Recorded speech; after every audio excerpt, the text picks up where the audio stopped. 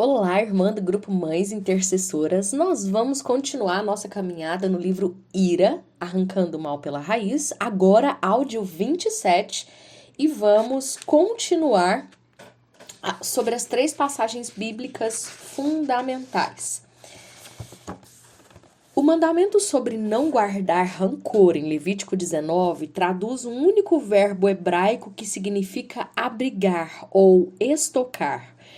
Pessoas que guardam rancor mantêm o ofensor e sua ofensa constantemente diante de seus olhos, sempre vivos em seu coração. É precisamente o contrário da maneira com que Deus trata a nós, o seu povo.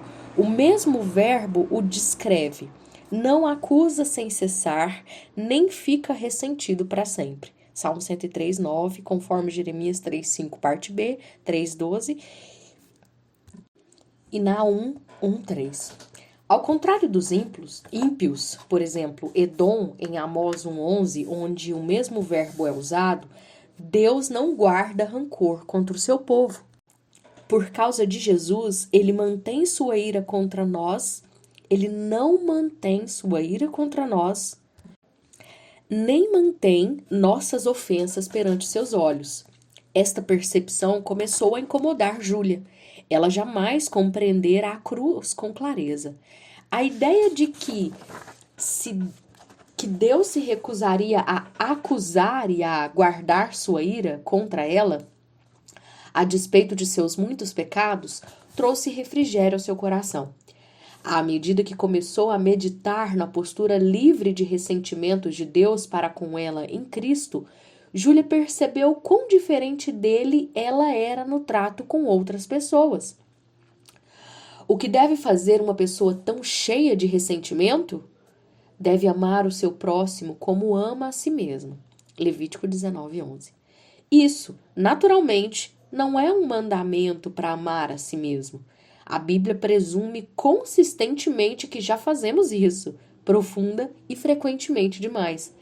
Em vez disso, o texto nos provoca a amar e servir aos outros da mesma maneira pela qual focalizamos naturalmente em nós mesmos. Mateus 22, 36 ao 40. Vamos colher uma última percepção em Levítico. Por que devemos repreender e não odiar? Por que não devemos guardar rancor, mas amar a pessoa? Os versículos 16 e 18 pontuam essas ordens com uma poderosa motivação. Eu sou o Senhor. Palavra simples, mas um lembrete que nos faz pensar seriamente. A presença de Javé, o Rei e Redentor de Israel, que guarda as alianças, nos constrange a uma obediência amorosa. A maior necessidade das pessoas que, como Júlia, ocultam a sua ira é conhecerem o Deus verdadeiro. Precisamos conhecê-lo como aquele que não guarda rancor contra nós por causa de Cristo e que pode nos encher com graça para fazermos o mesmo. Precisamos também conhecê-lo como o Senhor que, com autoridade real, nos provoca e capacita a amarmos e não odiarmos e a repreendermos e não nos vingarmos. Efésios 4, verso 26 e 27 e verso 30 e Efésios 5:2. O apóstolo Paulo lida com a necessidade de uma mudança piedosa para a pessoa integral em Efésios 4, 17 ao 24. Nossa antiga maneira de viver era um trecho imundo de desejos, motivações e atos pecaminosos. Em Cristo, devemos substituí-los por desejos, motivações e atos piedosos, coerentes com a verdade que está em Jesus e com o propósito de Deus ao nos recriar conforme sua imagem. A arena central em que a mudança deve ocorrer é o relacionamento com outros crentes. A preocupação do apóstolo com a mutualidade cristã é notável. Em Efésios 4:25, do 5 ao 2. Instruções sobre falar a verdade, trabalhar, contribuir e a língua, todas têm uma implicação relacional. Os versículos 26 e 27 lidam com a ira. Quando vocês ficarem irados, não pequem. Apaziguem a sua ira antes que o sol se ponha e não deem lugar ao diabo. A ira humana, diz Paulo, é ao mesmo tempo comum quando vocês ficarem irados e perigosa. Não pequem. Os crentes não devem deixar que o sol se ponha sobre sua ira. Essa expressão nos exorta a lidarmos com a ira tão cedo quanto possível e a não permitirmos que a amargura se desenvolva. Sóis e luas, em demasia, se põem sobre relacionamentos conflitantes. Infelizmente, Júlia tem deixado muitos sóis e luas se porem sem lidar com sua ira, especialmente para com João e seus próprios pais. Ela jamais cobrira os pecados dessas pessoas com o perdão de Cristo e tampouco as confrontara com uma repreensão cristã. Ela havia consistentemente escolhido a terceira opção de mantê-los perante seus olhos e cozinhá-los em seu coração. Qual é o resultado quando falhamos em lidar com a nossa ira de maneira piedosa e rápida? O diabo divide o corpo de Cristo, verso 27. A ira não resolvida nos relacionamentos não reconciliados colaboram com os planos satânicos de despedaçar a unidade da igreja. Um apêndice. Essa metáfora não deve ser entendida a uma noção geográfica literal de assim chamados demônios territoriais ou residentes. Tampouco esse texto justifica ministérios de exorcismo. Juntamente com Efésios 6:10 ao 20, Tiago 4 e 1 Pedro 5, ver o capítulo 4 acima, esta passagem retrata a guerra espiritual com uma resistência ao diabo por meio do arrependimento da ira pecaminosa, não por repreendê-lo ou por expulsar demônios da ira. Voltamos ao texto. Os desapontamentos de Júlia com seu pastor e com vários outros líderes da igreja começaram a afetar não apenas ela, mas também o grupo de estudo que se reunia em sua casa.